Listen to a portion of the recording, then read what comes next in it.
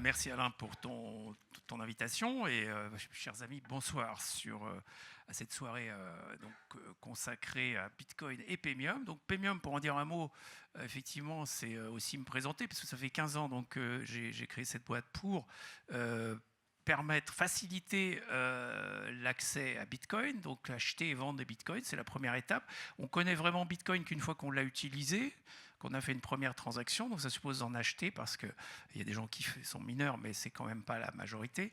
Donc c'était dès le début la vocation de Paymium de faciliter l'accès à cette nouvelle technologie qui fait l'objet, comme vous le savez, de beaucoup de controverses. Hein, elle est controversée parce qu'elle est évidemment éminemment disruptive. Effectivement, c'est la fin d'une forme de monopole monétaire, puisque pour la première fois, la technologie permet de faire tourner un système monétaire sans banque centrale. Donc ça, évidemment, ça a perturbé pas mal de gens. Et du coup, depuis 15 ans, je suis confronté à effectivement un flot de désinformation que j'essaye de réinformer. Et donc, c'est aussi l'objet de ces soirées, de ces événements, d'essayer de vous passer un message un peu différent que celui qu'on entend notamment sur le service public de l'audiovisuel. Donc, pour ce qui est donc Bitcoin, c'est une porte de sortie du système verrouillé par les banques centrales, et c'est pour ça que notamment Christine Lagarde veut fermer la porte de sortie, hein, ou la sortie de secours, quoi, comme on veut le voir.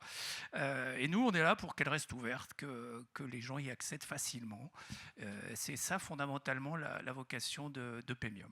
Alors, on est sur Bitcoin parce que c'est la première technologie, parce que c'est la plus dangereuse. C'est pour ça qu'elle est visée, ciblée vraiment par les banques centrales. C'est la plus dangereuse pour le monopole, parce que c'est quelque chose de très décentralisé, Bitcoin. C'est pour ça qu'on recommande l'investissement dans Bitcoin en général avant d'autres crypto-monnaies, parce qu'elles sont moins décentralisées, ne serait-ce que par le fait qu'il y a des équipes de promoteurs derrière ces autres crypto-monnaies.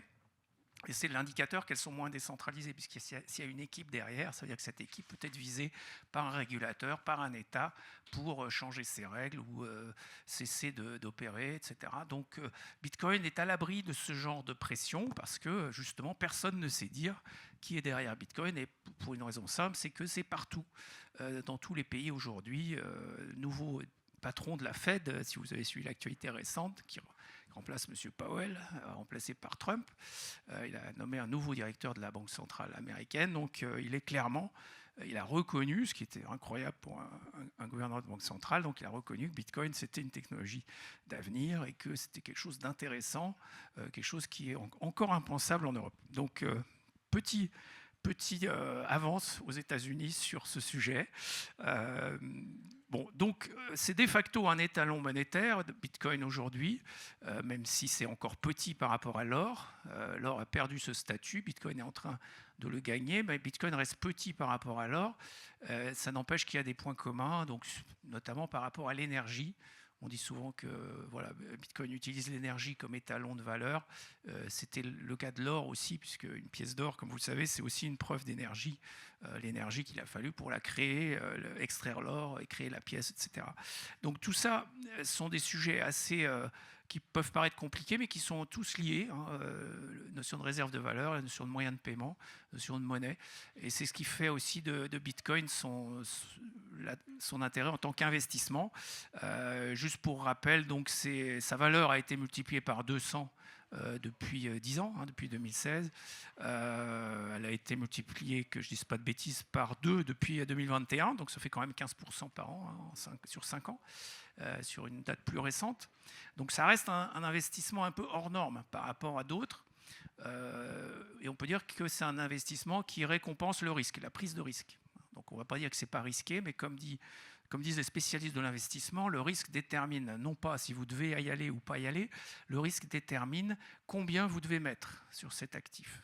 Donc c'est une nuance très importante à comprendre. Donc tout ça, on va essayer d'en parler de manière la plus simple possible. On a 2 temps à cette conférence. Donc un premier temps, c'est plutôt comprendre donc pour agir. Et donc la deuxième partie, ce sera comment je passe à l'action, comment j'agis, et notamment comment donc je peux investir de la meilleure façon. Donc, je ne veux pas prendre trop de temps parce que je sais que le programme de la soirée est assez chargé.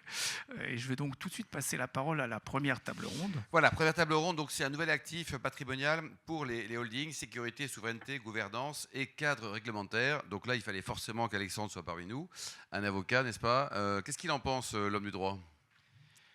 Merci pour l'invitation. Donc, je suis Alexandre Lorumi. J'ai créé un cabinet d'avocats il y a 8 ans maintenant, qui a la particularité d'être dédié à l'accompagnement de projets et d'investisseurs dans le secteur des cryptoactifs. Et tu te fais payer en cash ou en crypto? Du coup, il n'y a plus de cash, donc ça permet de continuer à... Non, bien sûr qu'on se fait payer en crypto, d'ailleurs, pour la petite anecdote, parce que c'est totalement légal. Et on accompagne les clients à mettre en place des systèmes pour pouvoir encaisser des cryptos dans des conditions assez particulières. Mais du coup, on fait de l'accompagnement en matière de réglementation bancaire et financière, puisqu'on le verra peut-être, mais c'est un secteur qui n'est pas dérégulé. Pendant longtemps, ça a eu une image de Far West total, ce qui était le cas. Aujourd'hui, c'est plus du tout le cas. On accompagne également, évidemment, les clients en matière fiscale, puisque la fiscalité, c'est un des premiers sujets qui a été abordé par les autorités quand il s'agit de parler de cryptoactifs. Dès 2014, l'administration fiscale a bien pris le soin de préciser que les gains sur Bitcoin étaient imposables, donc c'était très tôt. Franchement, c'est une des administrations fiscales les plus précoces sur le sujet. Donc on accompagne les investisseurs justement à comprendre leurs obligations, que ce soit des investisseurs particuliers ou des entreprises. Dans les entreprises, on a essentiellement des sociétés natives du secteur, qui ont des projets dans le secteur, qui sont des courtiers, qui vont être des plateformes d'échange, qui vont avoir des projets un peu plus techniques en matière de finances décentralisées. Mais on a aussi quelques clients qui nous consultent pour du placement de trésorerie. Quelques clients parce que on se rend compte que ça présente quelques enjeux, mais des enjeux qui restent assez simples et qui peuvent souvent être gérés avec le cabinet d'expertise comptable. Alors, ta vision des choses, vous avez chacun 6 minutes, elle a déjà bouffé 2, il te reste 4 minutes. Alors, ma vision des choses sur... en général, cette problématique, comment tu vois les choses? Le placement de trésorerie, en fait, moi, je vais avoir la vision du fiscaliste. Pour le côté financier, technique, je pense que Pierre sera beaucoup mieux placé, Grégory aussi. Fabrice aussi. Moi, je ne conseille pas mes clients d'investir. En fait, mes clients ont investi. Généralement, s'ils viennent me voir, je suis fiscaliste, c'est que c'était plutôt un bon investissement. Ma vision des choses, c'est qu'aujourd'hui, pendant longtemps, on a créé le cabinet il y a 8 ans, pendant longtemps, le côté réglementaire, le côté un peu obscur de l'actif, les risques en termes de qualification juridique, en termes de compréhension des obligations fiscales, en termes de compréhension des obligations comptables. Les cabinets d'expertise comptable étaient souvent très réticents à appuyer en fait, les dirigeants sur ces sujets. Pendant longtemps, ça a été un vrai frein pour les entreprises. Aujourd'hui, on voit que c'est totalement différent. D'ailleurs, c'est pour ça qu'on est là, je pense aussi, c'est que les conditions réglementaires, fiscales et comptables permettent aujourd'hui à une entreprise de se permettre ce type d'investissement qui va être un peu plus à risque, avec un peu plus de rendement espéré forcément, puisque l'autorité des normes comptables a créé des comptes dédiés dans le plan comptable général. Fabrice en parlera mieux que moi, mais on a eu beaucoup de précisions assez détaillées et sur des opérations assez complexes en matière comptable. Donc maintenant, on sait à peu près tout comptabiliser, même s'il y a quelques difficultés. Réglementairement parlant, on a une licence qui va être délivrée par les autorités financières, l'AMF en France, avec un système de passeport européen. Donc on a une réglementation harmonisée au niveau de l'Union européenne qui permet en fait aux investisseurs d'avoir un certain niveau d'assurance sur la fiabilité de l'intermédiaire qui va leur permettre de faire ces placements. Et fiscalement, on a une administration fiscale qui a peu communiqué dans le détail, mais suffisamment pour que ça soit clair, surtout en matière de fiscalité des entreprises, où on a eu des rescrits sur la TVA pour cadrer les choses. Donc aujourd'hui, ma vision, c'est que sur le sujet qui nous occupe aujourd'hui, on a eu un changement du paysage qui est radical et qui permet de nous retrouver aujourd'hui face à des dirigeants, à 70% de dirigeants de TI, pour parler de la possibilité d'investir en Bitcoin. Merci Alexandre. Fabrice, donc toi tu es expert comptable, c'est ça? Tu as ton propre cabinet que tu as créé il y a combien de temps? En 2014. 2014, mais c'est pas un peu perturbant quand on est expert comptable avec un esprit cartésien de parler de crypto? Alors oui et non, parce que j'ai deux facettes. Là, Ah. en fait, je m'y suis intéressé très tôt en 2015, ce qui peut paraître vieux pour certains qui étaient dans le monde de la crypto-monnaie, parce que je m'intéressais à comment le comptabiliser. Parce que j'ai des clients qui étaient vraiment précurseurs, j'ai eu des mineurs de crypto-monnaie, donc des boîtes dont c'était l'activité, et la question c'est comment on comptabilisait. Et là, c'était un petit peu hyper nébuleux au niveau de la comptabilité, parce qu'on n'avait aucun texte. Donc on naviguait en plein brouillard. Il n'y avait pas du tout la réglementation qu'on connaît au niveau bancaire, au niveau restriction, au niveau européen, donc avec un cadre quand même strict, c'était beaucoup plus souple. On avait beaucoup plus de startups dans l'écosystème. Maintenant, on a durci les règles, et ce qui fait qu'on a une partie de l'écosystème qui a disparu ou qui va disparaître. Donc en tant que commissaire aux comptes, parce que j'ai deux casquettes, je suis expert comptable et commissaire aux comptes. Je pense que vous en côtoyez certains dans vos vies professionnelles. Donc en tant qu'expert comptable, comment je le comptabilise, et en tant que commissaire aux comptes, comment je le contrôle. Parce qu'on a vu des opérations un petit peu complexes. Alors, je suis désolé, je vais faire juste 30 secondes de technique. Mais quand vous faites des augmentations de capital avec incorporation de compte courant d'associés, dont le compte courant d'associés est issu d'apports de crypto-monnaie, à l'époque où il y avait zéro texte fiscaux et comptables, c'est complexe. Donc on l'a vu maintenant, ça s'est un peu professionnalisé. On a des boîtes maintenant sérieuses qui proposent d'investir en crypto-monnaie, et on le retrouve dans des montages financiers classiques, donc de placement de trésorerie pour apporter un petit peu de rentabilité. Donc on va dire ça c'est du classique.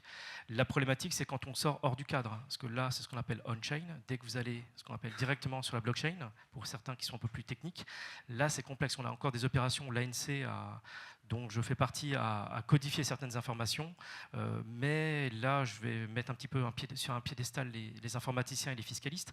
C'est qu'on a toujours un train de retard, c'est que vous avez une innovation technologique. Les fiscalistes, très tôt, pour différentes raisons, se posent la question de comment c'est fiscalisé, et après arrivent les comptables. Donc on a toujours une petite zone d'incertitude entre le moment où la technologie arrive, la fiscalité, où les fiscalistes ont tranché certaines choses, mais après il reste une certaine zone d'ombre, notamment quand on est en entreprise, puisque la fiscalité suit en général la comptabilité et parfois adopte ses propres règles. Donc on a toujours une liaison avant entre la comptabilité, la fiscalité et l'informatique. Donc c'est ça qui est un petit peu complexe. Le sujet que je vois, moi je vois toujours des risques, d'accord? C'est un petit peu ma déformation de commissaire aux comptes. Là, par exemple, un risque qui est passé sous le radar, c'est les donations. Typiquement, dans vos holdings, vous achetez de la crypto-monnaie, vous la mettez sur un dispositif sécurisé qui s'appelle un ledger, d'accord? Si vous perdez la phrase qui permet de déverrouiller, de régénérer l'accès au wallet, vous perdez vos fonds. Sauf qu'au niveau de l'administration fiscale, dire j'ai perdu mes mots, j'ai perdu mes fonds, ça passera pas. Enfin, vous pouvez essayer, certains ont dû essayer, mais je ne pense pas que ça a dû donner. En tant que commissaire aux comptes, ça ne passe pas pour moi. Donc on a ces problématiques-là, c'est-à-dire de sécurisation, c'est-à-dire que ça apporte une nouvelle zone de risque. Mais là où c'est fabuleux, je reviens aux fondamentaux, c'était pourquoi je m'y suis intéressé au départ. C'est que quand on commence à creuser derrière Bitcoin, vous le voyez comme un actif peut-être financier, comme un placement de trésorerie. Pour ceux qui étaient là au tout début, ça vous intéresse. Il faut s'intéresser à la création monétaire. Donc juste une parenthèse, je pense que la majorité de votre patrimoine est en euros, votre résidence principale est en euros, votre assurance vie est probablement investie en fonds euros ou en unité de compte euros, et votre compte bancaire ou votre compte courant est en euros. Donc en fait, vous êtes surexposé à un actif qui s'appelle l'euro, dont la création monétaire dépend de quelques hommes qui s'appellent les gouverneurs de banque centrale qui décident d'émettre sans vous demander des euros qui de fait déprécient vos actifs. Quand on s'intéresse à Bitcoin et la création monétaire, en fait, ça permet de prendre du recul par rapport à ces questions de souveraineté et de création monétaire. Voilà ce que je peux dire. Bon, c'est bien tes propos. L'optimisme n'est pas forcément de rigueur, mais c'est très bien. C'est très clair en tout cas. C'est ce qu'on appelle la prudence comptable. Absolument. Grégory, donc toi, tu as été journaliste, c'est ça? C'est ça. Je suis l'un des tout premiers journalistes en France à avoir traité le sujet, en tout cas être devenu spécialisé là-dessus, et c'est marrant parce qu'il y a beaucoup C'était quand la première fois? Tu as commencé quand? Je m'y suis mis en 2017 exactement, donc pendant la première grande bulle que le grand public a découvert.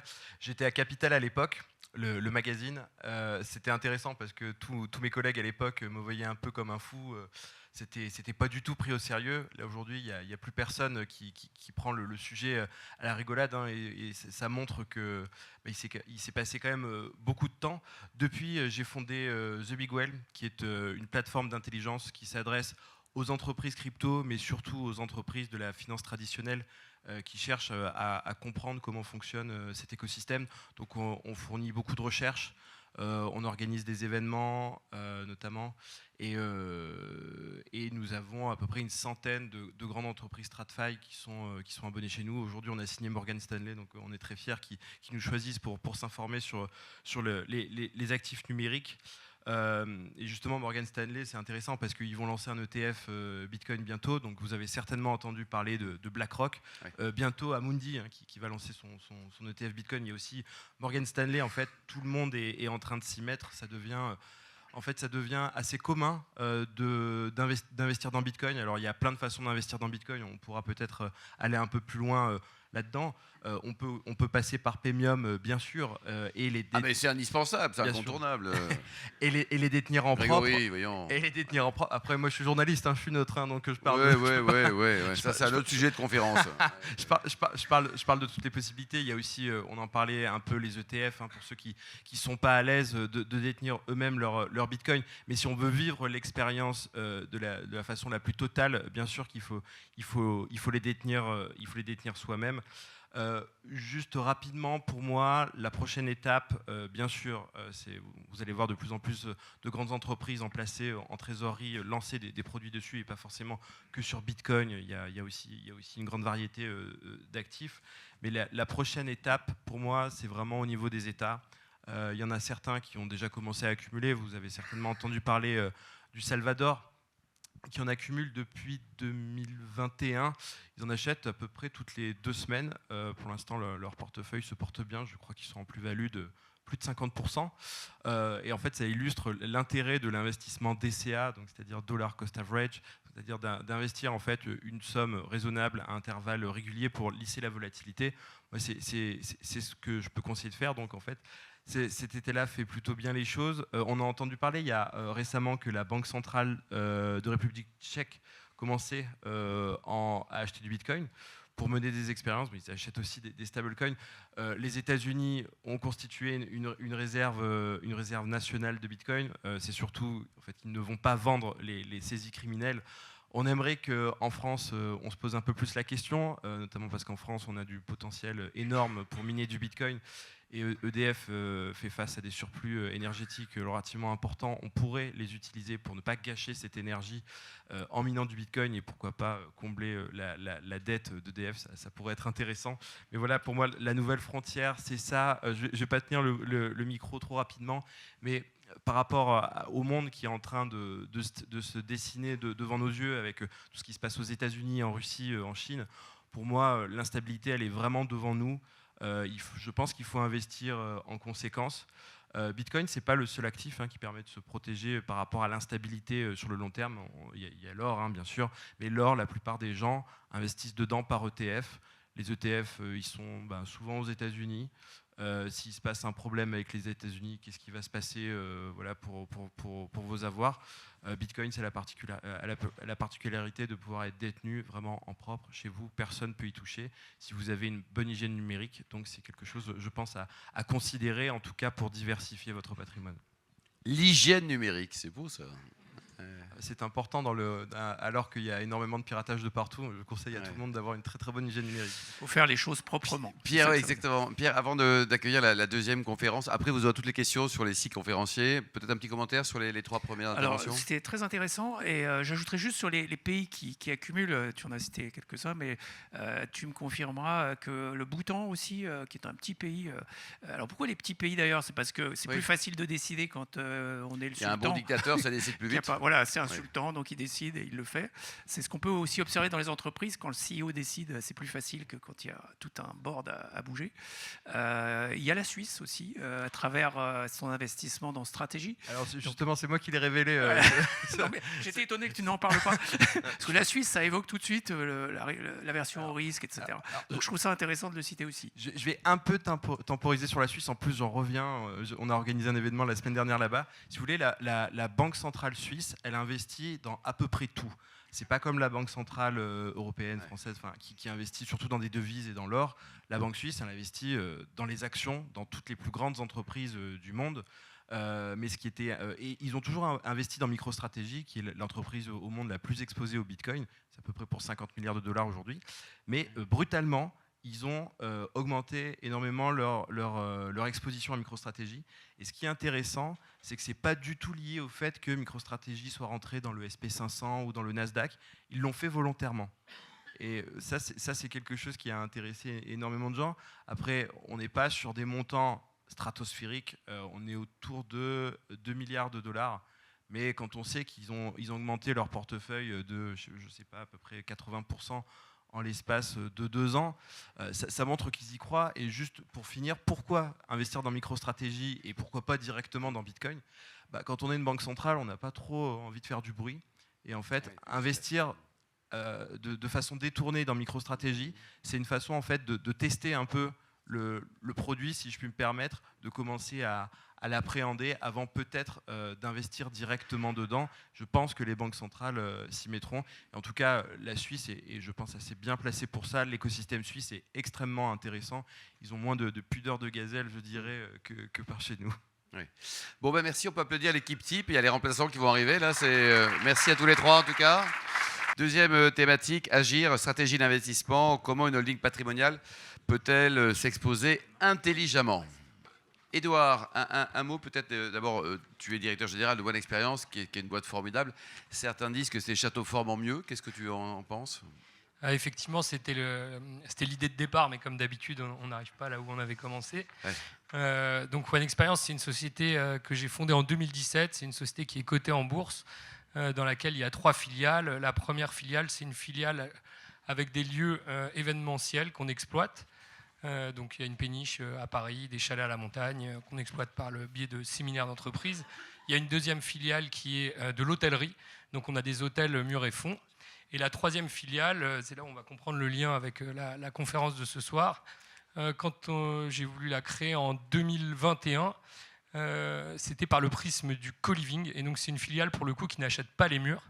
Et donc j'ai réuni un club deal issu d'entrepreneurs de la tech en 2021.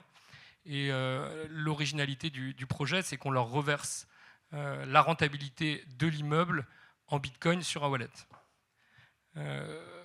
On a laissé un peu ce projet en stand-by, pas par manque de conviction, mais parce qu'il méritait d'être plus réfléchi et plus scalable.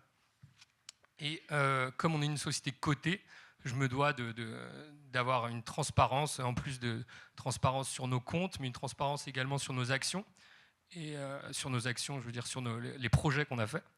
Et donc, juste avant l'été, j'ai fait un peu un bilan de cette opération. Et grâce à, évidemment, l'augmentation de Bitcoin sur le long terme, les investisseurs ont pu témoigner qu'ils ont fait plus de 6 fois la rentabilité qu'ils auraient fait si ça avait été de l'euro, parce qu'ils n'ont pas touché à leur wallet depuis ce temps-là. Ça a fait un petit buzz boursier. L'action est partie et a fait x10. Depuis, elle est un peu rebaissée. Mais ça a réveillé vraiment la musique qui restait en moi, qui était qu'il fallait vraiment trouver une solution pour réconcilier le monde de la blockchain et l'immobilier. Donc j'ai décidé à ce moment-là de lancer la société dans une stratégie de Bitcoin Treasury Company, mais pas au sens de pure player, dont on va sûrement entendre parler ce soir. L'idée, c'est de garder notre solution core business, continuer à se développer dans l'immobilier, mais également acheter Bitcoin. Et donc les actionnaires aujourd'hui du groupe One Experience, ils sont exposés à 2 leviers. Le premier qui est peut-être le plus sûr et le plus résilient qui soit, et préféré peut-être des Français, il me semble, qui est la pierre, et le deuxième à Bitcoin, parce que je fais partie, en tout cas, des personnes qui pensent que sur le long terme, Bitcoin ne peut que augmenter dans la mesure où c'est un actif qui a une offre qui est limitée à 21 millions et il y a une demande qui ne cesse de croître, on l'a vu juste avant. Et si jamais le futur me donnait tort, les actionnaires du groupe One Experience auraient toujours des parts sociales d'une société qui détient de l'immobilier. Ouais, donc le backup, c'est l'immobilier, quoi. Oui, c'est Ouais. ça. En fait, aujourd'hui, comme je l'ai dit, l'actionnaire du groupe One Experience, il est exposé au levier de l'immobilier, puisque l'immobilier, on l'a acheté avec de la dette, donc il est exposé au levier de l'immobilier et également à Bitcoin. Parce que finalement, en fait, ces deux classes d'actifs, ils ont beaucoup de points communs. Ce sont des actifs qui sont à regarder sur le long terme, c'est des actifs qui sont patrimoniaux, et c'est des actifs qui sont un bon rempart contre l'inflation. Bon, et toi, à titre personnel, t'as un petit portefeuille sympa ou pas? Alors moi, je ne suis pas du tout expert et beaucoup moins expert que Ouais, ceux donc qu'on t'es a. là pour apprendre aussi, quoi. Je suis aussi Ouais. là pour apprendre. Moi, je fais partie de ceux qui sommes persuadés que Bitcoin va augmenter, mais je suis beaucoup moins expert que certains sur la question. Thierry, donc toi, tu es le directeur commercial. Donc c'est grâce à toi que Pierre vit bien. Voilà. Il faut toujours un bon directeur commercial. C'est quoi ta réflexion sur cette problématique et rebondir un peu sur les propos d'Edouard? En fait, on a abordé pas mal de sujets, celui d'Edouard à l'instant et le contexte plus global dans la table précédente. Je pense qu'il faut un peu rentrer, sans rentrer dans le vif du sujet, en tout cas dans le cœur de l'actif, hein, puisque c'est de ça dont on parle, parce qu'on parle de trésorerie, on parle donc ce soir plutôt de holding patrimonial, puisque comme vous l'avez compris, on parle d'un actif qui est plutôt sur le long terme que sur le court terme, donc c'est plutôt propice à le mettre dans une holding patrimoniale. La question qui se pose en fait, c'est pourquoi cette nouvelle classe d'actifs, hein, dont on parle de plus en plus. Alors comme il a été dit, hein, dans certains pays comme aux États-Unis, c'est un peu plus avancé au niveau de la clientèle institutionnelle. En France, on y va un petit peu à reculons, mais on y va quand même. Il y a une grande banque française qui propose un service sur le Bitcoin depuis quelques temps, donc on voit que ça avance. Et donc la question qui peut se poser, c'est pourquoi c'est un actif sur lequel il est intéressant d'investir. En fait, il y a deux raisons à ça, deux raisons qui sont fondamentales quand on fait de l'investissement. La première, c'est que c'est un actif qui est diversifié. Il y a plein d'études, hein, de grandes banques, en particulier de Deutsche Bank, qui montrent que cet actif en fait, n'est corrélé sur le long terme à aucun autre actif financier. Donc il apporte de la diversification, hein, dans une allocation d'actifs. Et l'autre point qui est crucial, je dirais, c'est la performance. Alors ça a déjà été évoqué à la fois par Pierre en introduction et à l'instant par Edouard. Une performance qui est remarquable, hein, qui est exceptionnelle même, puisque si vous prenez les 10 dernières années, hein, entre 2016 et 2025, c'est en moyenne 70%, plus 70% par an. Donc une performance qui est très impressionnante. Alors vous allez me dire, oui, ça c'est bien, c'est le passé, mais quid de l'avenir? Est-ce que ça va continuer sur ce rythme-là? Et en fait, contrairement peut-être à ce que vous avez pu lire ici ou là, on parle souvent de, oui, vous pensez quoi de la valorisation? Est-ce qu'il faut rentrer maintenant? Est-ce que c'est cher? Est-ce que c'est pas cher? Il faut, je pense, surtout comprendre d'où vient cette valorisation du Bitcoin, hein, dont je rappelle qu'il s'agit d'un réseau de paiement. Pierre, en introduction, parlait d'un système monétaire. Donc, ça a été créé comme un système monétaire, hein, qui repose sur la confiance mathématique et non pas sur l'être humain par rapport à certains travers qui ont été évoqués précédemment. Donc, c'est un système monétaire, mais c'est aussi un réseau de paiement, une réserve de valeur. C'est un réseau qui se développe sur Internet. Et il y a un des cofondateurs d'une des solutions qui permet d'exploiter ce réseau Internet, qui s'appelle Robert Metcalfe, qui est un informaticien américain qui a eu l'équivalent du prix Nobel il y a 2 ans. Et cette personne, donc, qui est cofondateur de Ethernet, a sorti une loi en 1980, qui porte son nom d'ailleurs, la loi de Metcalfe, et qui dit que sur Internet, sur un réseau qu'on dit distribué, hein, parce que comme vous l'avez compris, il n'y a pas d'autorité centrale, hein, sur le Bitcoin, personne le gère, c'est un réseau qui est distribué dans le monde entier. Et bien sûr, ce type de réseau distribué, la valorisation de ce réseau, puisque c'est ça dont on parle, hein, le Bitcoin, il résulte de la fonction qu'il apporte dans ce réseau, et bien cette valorisation est liée à son adoption. Donc plus il y a d'utilisateurs de ce réseau, plus il se valorise. Et il ne se valorise pas de n'importe quelle manière, en fait, il se valorise de manière quadratique. En fait, ce qu'il dit dans son énoncé de la loi, c'est que la valeur de ce réseau est proportionnelle au carré du nombre d'utilisateurs. Donc ça veut dire que plus il y a d'utilisateurs, plus la valorisation augmente, et plus elle augmente de manière quadratique, donc de manière non linéaire, c'est-à-dire de manière accélérée. Donc une fois qu'on a dit ça, la question qui se pose, c'est de savoir quel sera demain le nombre des utilisateurs de ce réseau. Puisque comme vous l'avez compris, cette loi nous dit que plus il y aura d'utilisateurs, plus ça va se valoriser. Si demain il n'y a plus d'utilisateurs, ça va se dévaloriser. Et donc il faut essayer de faire des conjectures sur les utilisateurs de ce réseau. Aujourd'hui, dans le monde, c'est à peu près 500 millions d'utilisateurs. Et ce réseau, comme vous l'avez compris, il a été créé en 2009. On a à peu près 15 ans de track record, comme on dit en finance, hein, de passé, où on voit l'évolution du nombre d'utilisateurs. L'évolution du nombre d'utilisateurs depuis 15 ans, ça suit une courbe qui se rapproche, peut-être calquée, sur la courbe des 15 premières années d'Internet. Sachant qu'Internet, c'est beaucoup plus ancien que le Bitcoin. Le Bitcoin, c'est 2009 et Internet, ça a été créé dans les années 90.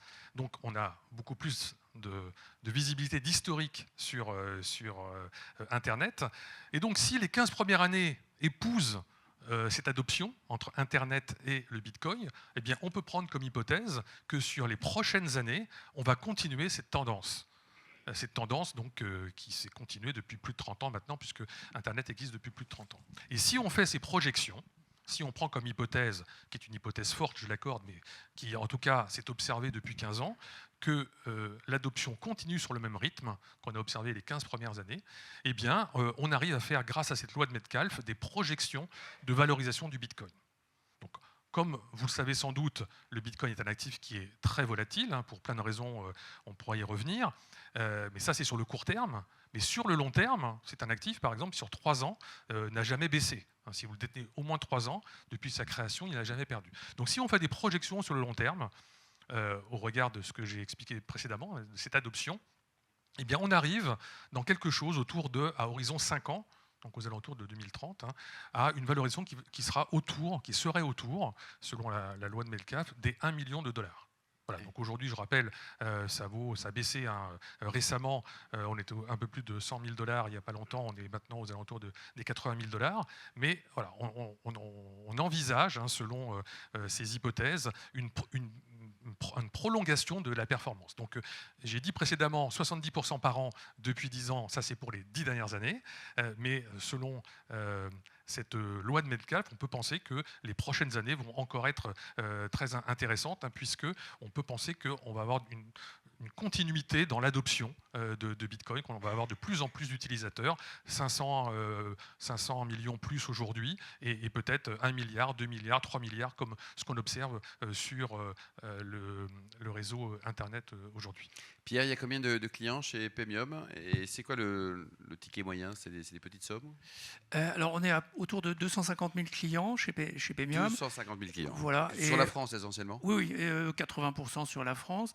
Et il y a, j'ai pas en tête le ticket moyen, mais l'investissement qu'on recommande, c'est au fil de l'eau, comme disait, on a parlé de dollar cost averaging, pour lisser cette volatilité qui est quand même importante sur cet actif, hein. La tendance est haussière, on fait 70% par an depuis 10 ans, comme l'expliquait Thierry, mais il y a des hauts et des bas. Oui. Là, par exemple, on est dans un bas, donc le timing de cette conférence est parfait, parce que c'est dans ce genre de période, c'est dans ce genre de période qu'il faut acheter, plutôt que quand on en parle à la télé, c'est qu'il y a un plus haut et c'est pas forcément le meilleur moment.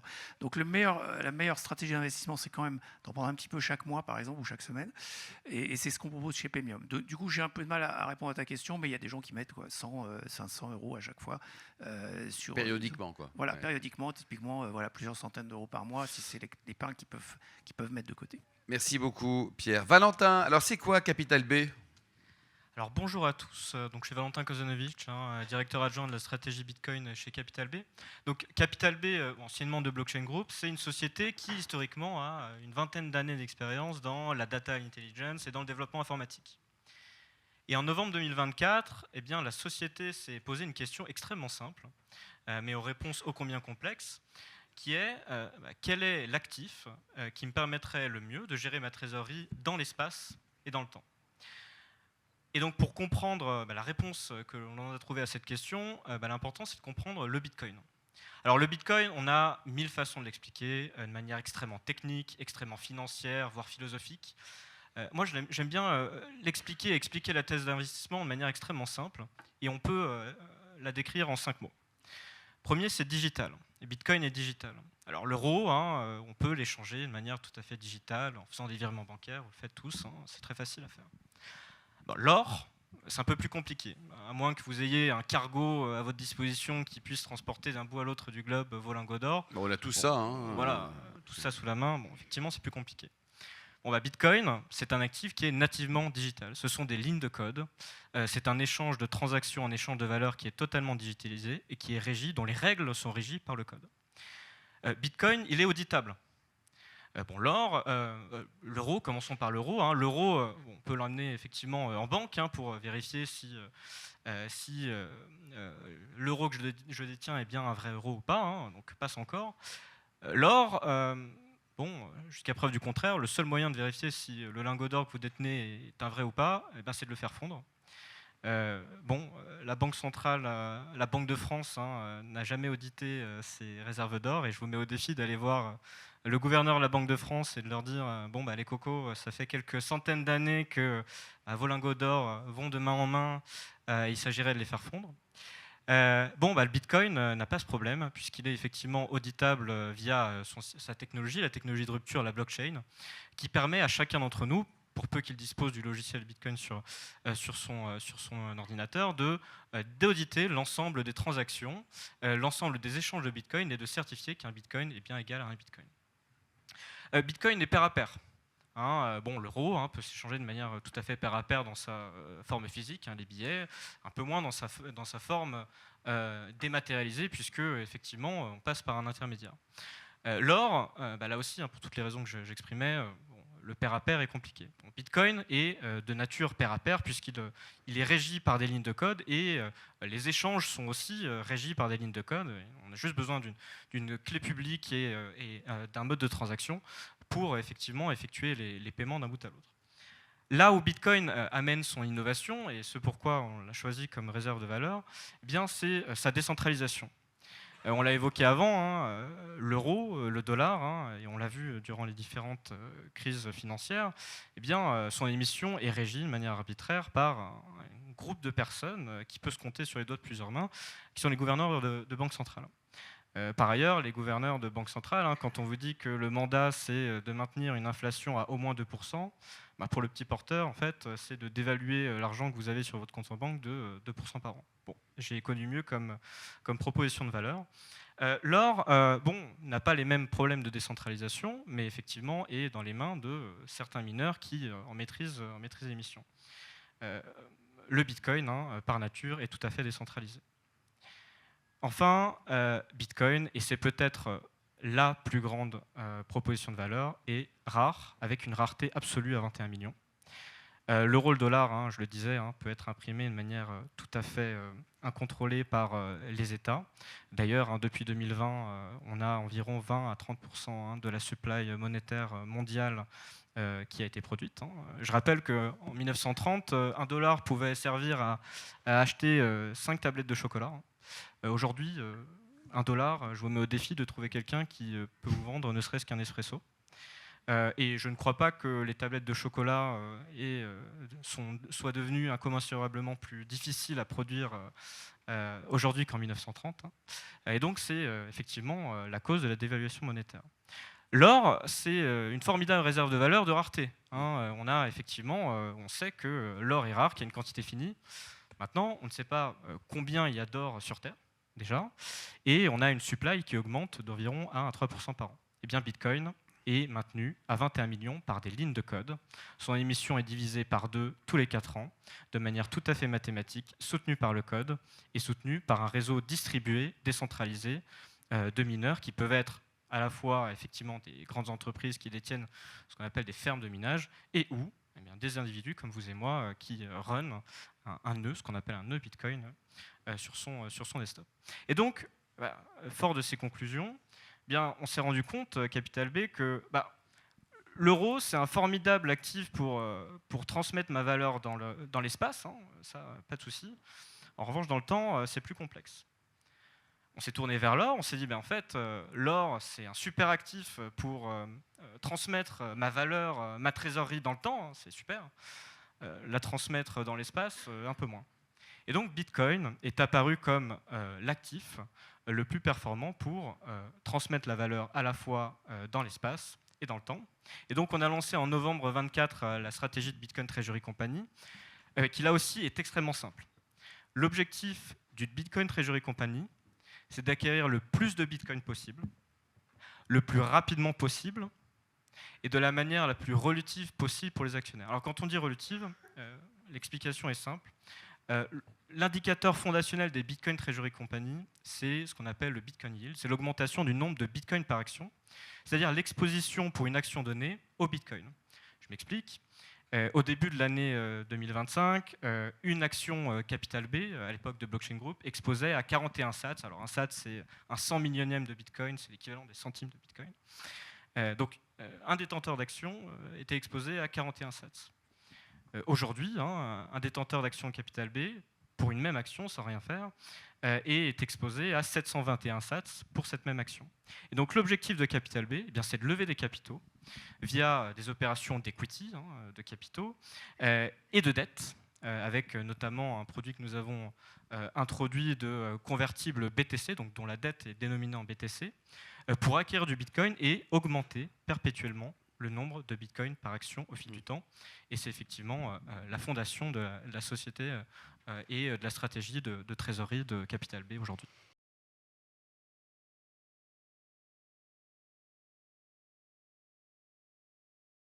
Alors, niveau piratage informatique, c'est toujours possible, effectivement, mais ce qu'on a appelé l'hygiène numérique, c'est vrai que c'est tout un apprentissage pour mettre, par exemple, ce qu'on appelle un deuxième facteur d'authentification sur vos comptes, que ce soit compte courrier électronique ou compte sur une plateforme Bitcoin comme Paymium. Chez Paymium, on encourage tous nos clients, évidemment, à mettre un deuxième facteur d'authentification, c'est-à-dire, en gros, votre téléphone, quand vous êtes devant votre PC, ou voilà. Donc, il y a un deuxième code à rentrer au-delà du mot de passe. Utiliser des mots de passe forts, pas réutiliser les mots de passe, etc. Mais globalement, il y a tout un travail d'éducation à faire sur la cybersécurité qui reste à faire. Je veux dire, nous, Paymium, on ne peut pas instruire toute la France sur la cybersécurité. Je pense qu'il y a un vrai enjeu, aussi bien donc sur la cybersécurité que sur les systèmes monétaires. Les systèmes monétaires, on est effectivement en insécurité avec le monopole monétaire, et c'est un autre sujet d'éducation. Nous, on focalise sur ce sujet-là. Sur la sécurité, encore une fois, c'est plutôt des recommandations pratiques. Deuxième facteur d'authentification, ça c'est essentiel.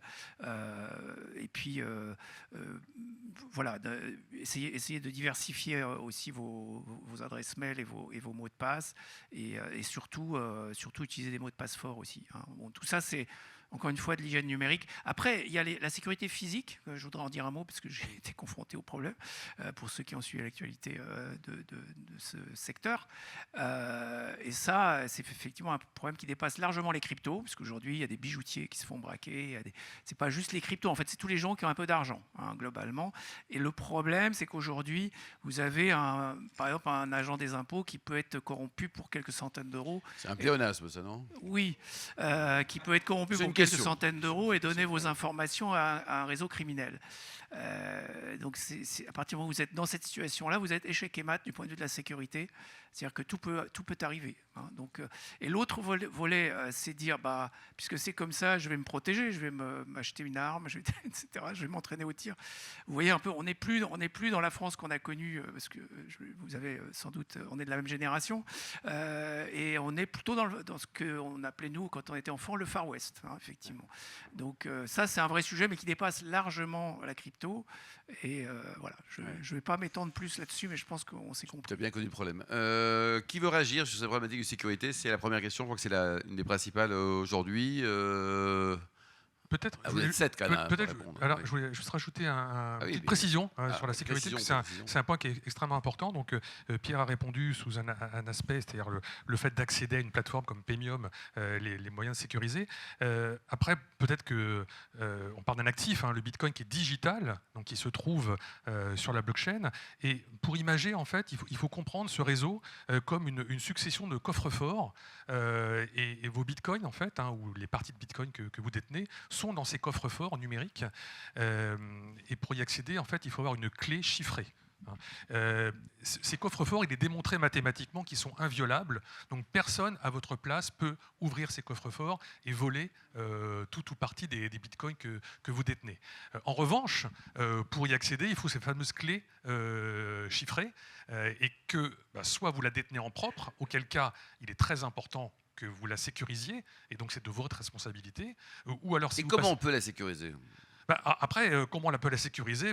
C'est un vaste sujet, j'ai envie de dire, parce que effectivement, elle ne doit pas être mise, par exemple, accessible sur votre ordinateur, puisque votre ordinateur peut être piraté, donc il faut la mettre. Si on le dit à sa femme, hop, on divorce, c'est perdu. Par exemple. Donc, on peut la mettre sur un bout de papier, parce que ça, au moins, vous savez, vous avez caché votre bout de papier, mais il ne faut pas que le bout de papier, je sais pas moi, soit chez vous et puis qu'il y ait un incendie et que ça disparaisse. Donc, il faut réfléchir. C'est un sujet qui est pas évident. Et l'autre alternative, qui est l'alternative en fait utilisée par 95% des détenteurs de Bitcoin. En fait, ils passent par des intermédiaires comme Paymium. Et chez Paymium, nous, c'est un des services. Un tiers de confiance. Pierre évoquait le fait qu'on propose aux clients d'acheter et de vendre, mais on propose surtout de sécuriser et de détenir ces fameuses clés au nom du client. Donc, c'est nous qui gérons les clés. Ça, c'est rassurant. Quand même. Voilà. Et donc là, on a nos systèmes qui sont... ça fait 15 ans que Paymium existe et voilà, on n'a pas eu de problème par rapport à ça. Mais c'est un point qui est important, la sécurité. Donc, les bitcoins, on ne peut pas vous les voler, sauf si on vous vole votre clé. Et donc, c'est important de savoir où se trouve la clé. Est-ce que c'est vous qui la détenez ou est-ce que c'est un intermédiaire comme Paymium ou je ne sais qui d'autre ? Grégory, il est où Grégory ? Oui, tu as certainement plein d'anecdotes sur ce sujet, non ? Oui, c'est une question classique qu'on pose. Oui, c'est une question classique. Vous m'entendez bien ? Oui, très bien. Pas le retour. Je posais la question à une banque récemment qui... Quelle banque ? La banque de Lubac, par exemple, qui propose de l'investissement. Petite banque indépendante. Ouais. Qui propose de l'investissement crypto en règle générale. Et en fait, eux, ils prêchent pour leur paroisse, mais, je suis plutôt d'accord avec eux pour la solution vraiment la plus sécurisée pour conserver ces cryptos et que toujours elles soient, que vous soyez les seuls à avoir le contrôle dessus. En fait, le super mot de passe, la suite de mots ou la clé privée, bref, vous l'inscrivez sur un bout de papier et vous la mettez dans un coffre de banque. Ouais. Et au final, à l'ancienne. Oui, voilà, à l'ancienne, mais les meilleures recettes, ça fonctionne parfois. C'est aussi ma recommandation. Chez Paymium, c'est ce qu'on recommande. Voilà. Finalement, en fait, moi, j'entends jamais autour de moi des gens qui se font pirater des bitcoins. En revanche, comme je vous l'ai dit, nous, on a des hôtels. Et récemment, on s'est fait, ça nous arrive assez régulièrement, qu'il y ait des clients qui réservent des chambres par des principes bancaires de vente à distance. Et on a l'hôtelier ensuite avec des chambres qui sont annulables. On a l'hôtelier, il demande un remboursement, il y a l'hôtelier qui lui rembourse, et ensuite il arrive à récupérer son argent parce qu'en fait une vente à distance, on arrive à récupérer son argent parce qu'on n'est pas passé par des doubles codes, les Face ID, etc. Donc en fait, par le biais de la monnaie fiat, il y a énormément d'arnaques, et puis après on en connaît plein avec les piratages des fonds.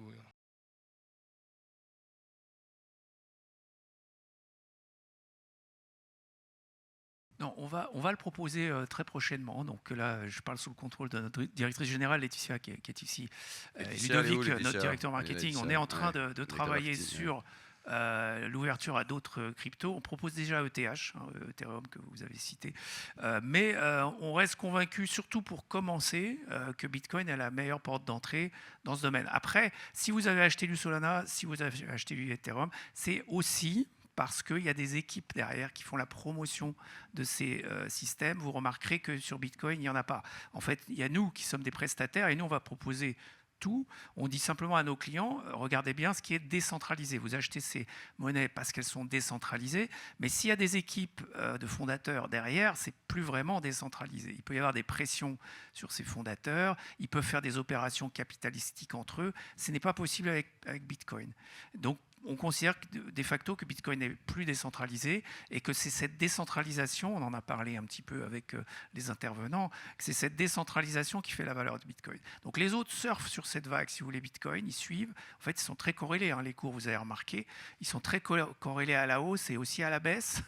Et en fait, ils corrigent plus fort qu'ils ne suivent la hausse. Donc c'est pour ça que... Après, vous avez temporairement des super performances. Le problème de ça, c'est que les fondateurs ont des gros stocks de ces monnaies et donc ils peuvent jouer, ils peuvent influencer le cours. On a vu ce qui s'est passé sur l'or. L'or est 10 fois plus gros que Bitcoin et pourtant on a vu la grosse volatilité sur l'or. Donc imaginez sur des petites cryptos, c'est encore plus facile de bouger le cours. Donc tout ça nous rend extrêmement circonspects et surtout pour nos clients qui sont moins experts que nous, on se dit surtout n'y allez pas en fait. Par contre, si vous voulez vraiment y aller, c'est possible chez Paymium. Voilà, c'est ça que je voulais dire. Si je peux rebondir là-dessus, effectivement, rapidement. Alors, la question est intéressante et d'ailleurs, la réponse n'est absolument pas dogmatique puisque, d'un point de vue d'une Treasury Company, hein, on a vu l'émergence d'Ethereum Treasury Companies, de Solana Treasury Companies, même de Dogecoin Treasury Companies. Bon, il faut tout pour faire un monde. Mais la vraie question, c'est de se dire, effectivement, est-ce que l'actif dans lequel j'investis, 1, est rare, 2, est décentralisé, et 3 est conservateur. Bon, rare, encore une fois, hein, Ethereum a une supply qui est inflationniste, hein, effectivement. Solana n'est pas connu non plus pour sa rareté. Bon, Bitcoin est capé à 21 millions. Maintenant, effectivement, Ethereum, Solana sont des formidables outils technologiques hein, pour les smart contracts, pour les applications décentralisées. D'ailleurs, les plus grandes banques mondiales, hein, américaines, font actuellement non seulement des expérimentations, mais des passages à l'échelle sur des solutions de tokenisation qui run notamment sur Ethereum, Solana. Sur les décentralisations, bon, je pense qu'effectivement la démonstration a été faite. Hein. Il n'y a pas de CEO de Bitcoin. Il n'y a pas de préémission de Bitcoin. Hein. Il y a eu une préémission, une ICO d'Ethereum par exemple. Et donc il n'y a pas de doute sur effectivement la capacité ou non à être influencé par un État, un gouvernement ou un super pouvoir centralisé. Et effectivement, le dernier aspect, c'est l'aspect conservateur. Dans quelle mesure on a effectivement la certitude ou en tout cas la confiance qu'on est sur un actif qui est bon, à la fois effectivement dans ses fondamentaux solides, hein, c'est ce que j'expliquais auparavant, mais aussi adopté par les institutions. Et ce que l'on voit aujourd'hui, hein, et aujourd'hui plus que jamais, hein, on voit effectivement les variations du prix du Bitcoin, mais ce que l'on voit aussi, c'est des banques majeures hein, comme BlackRock, Morgan Stanley, JP Morgan, qui développent tous, alors on l'a dit, hein, des ETF, mais aussi des produits structurés sur le Bitcoin. Et donc on est sur un actif, le Bitcoin, qui s'institutionnalise de plus en plus. Alors, ça ne veut pas dire se centralise de plus en plus, hein, puisque l'actif de nature est décentralisé, mais cela implique une couche supplémentaire au-dessus du Bitcoin, un réseau supplémentaire au-dessus du Bitcoin qui mimique un petit peu l'idéal de ce que d'ailleurs décrivait Hal Finney, dont beaucoup soupçonnent qu'il peut ou est potentiellement Satoshi, et qui évoquait effectivement le concept déjà hein, dans les forums de Bitcoiners de Bitcoin Bank, et effectivement c'est un futur que je vois tout à fait.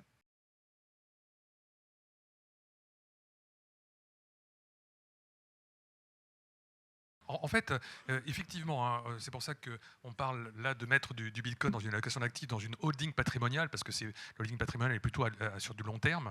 Dans la trésorerie d'entreprise, c'est un petit peu différent. Donc les deux personnes autour de moi vous ont expliqué leur business model hein, qui est très très spécifique, qui est lié autour du Bitcoin. Alors, Bitcoin et immobilier et que Bitcoin, mais c'est très spécifique.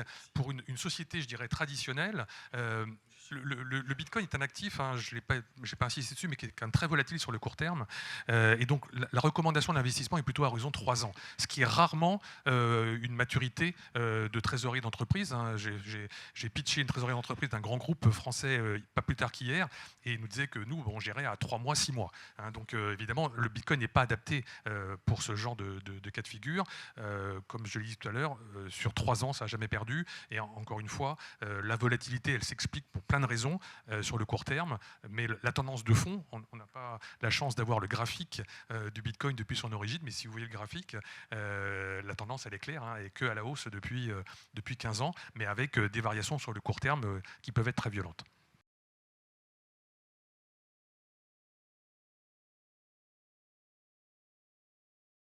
Alors, la manière la plus pure de le faire, c'est de devenir une Bitcoin Treasury Company, c'est-à-dire d'acquérir vous-même du BTC, alors avec vos excédents de trésorerie et ou avec des produits financiers, donc des émissions d'equity ou de dette, et de détenir du BTC dans vos trésoreries sans intention de le vendre. Bon, maintenant, effectivement, si le pas à franchir et la marche est trop haute, bon, il y a des solutions alternatives, de s'exposer à ce qu'on appelle indirectement, alors à la fois des ETF, donc des instruments qui suivent le cours du Bitcoin, la plupart des grandes sociétés américaines sont auprès de fonds de gestion qui effectivement prônent cette allocation d'actifs. Et il y a effectivement, en France, désolé d'être prosélyte, mais effectivement la possibilité aussi d'investir dans des sociétés qui amplifient le Bitcoin comme Capital B, et Capital B est effectivement inscrit au PEA, c'est-à-dire qu'effectivement avec les avantages fiscaux qui sont liés, et donc qui permettent à la fois une exposition indirecte au Bitcoin, c'est-à-dire une exposition sans en détenir, mais aussi un pari d'exposition amplifiée, puisque je le disais, effectivement, la stratégie de Bitcoin Treasury Company vise, pour la détention d'une action, à augmenter l'exposition au Bitcoin au fil du temps. Juste peut-être en complément sur les 3 solutions qui viennent d'être évoquées par Valentin. Le Bitcoin en direct, c'est ce qu'il y a de plus pur quand vous l'achetez sur une plateforme telle que Premium. Donc ça, c'est l'avantage. L'inconvénient, c'est qu'effectivement, il ne va pas dans votre assurance vie, il ne va pas dans un PEA. Voilà. Il est vraiment logé dans une structure très particulière, un compte chez Premium ou un compte que vous détenez en propre. Donc c'est le plus pur, mais il est moins facile à utiliser. Vous avez ensuite le tracker, donc qui est un produit financier qui est un peu moins pur, puisqu'il y a un intermédiaire en plus, mais vous pouvez le loger dans certaines, pas dans le PEA non plus, mais dans certaines enveloppes fiscales. Et puis la troisième solution, un peu moins pure, celle de passer par une société type Bitcoin Treasury Company, donc Capital B, où là, c'est un peu moins pur que le Bitcoin en direct, mais par contre, au-delà du levier, c'est une action qui est cotée en bourse, et là, pour le coup, vous pouvez la mettre partout comme une action traditionnelle, comme vos actions LVMH ou Total Energy. Donc voilà, c'est un peu ça les 3 qu'il faut avoir en tête. Le Bitcoin en direct, les trackers, donc des fonds, ou des actions très exposées au Bitcoin comme Capital B. Pierre, une réaction, et puis synthèse et conclusion de cette super conférence, et des idées forces à retenir. Alors, je ne sais pas s'il y a une conclusion, parce que c'est plus on a essayé d'ouvrir des portes, des pistes de réflexion pour chacun en fonction de sa situation, en fonction de sa perception du risque, y compris celui de la sécurité qu'on a évoqué. Ma recommandation, effectivement, ça reste que c'est un investissement Bitcoin qui est extrêmement performant sur les 10 dernières années et même sur les 5 dernières années. Si vous avez un horizon de temps, comme on vient de l'a dit déjà, de 3 à 4 ans, c'est vraiment l'idéal, parce que là, vous allez avoir vraiment du rendement avec un risque de perte en capital qui aujourd'hui, je peux le dire, est quand même très faible par rapport à ce qu'il a pu être. Donc voilà, c'est une opportunité, comme on le dit parfois, la chance, c'est l'opportunité qui rencontre la préparation. Donc l'opportunité existe, ce soir on a fait un peu de préparation, et comme ça vous pourrez dire dans 10 ans, quand le Bitcoin vaudra 1 million, j'ai eu de la chance, je suis venu au Wine Club en février 2026 et j'ai acheté à 66 000 et aujourd'hui ça vaut 1 million. Voilà, c'est ça qu'on peut espérer et souhaiter de mieux à nos amis qui nous ont fait le plaisir d'être là ce soir.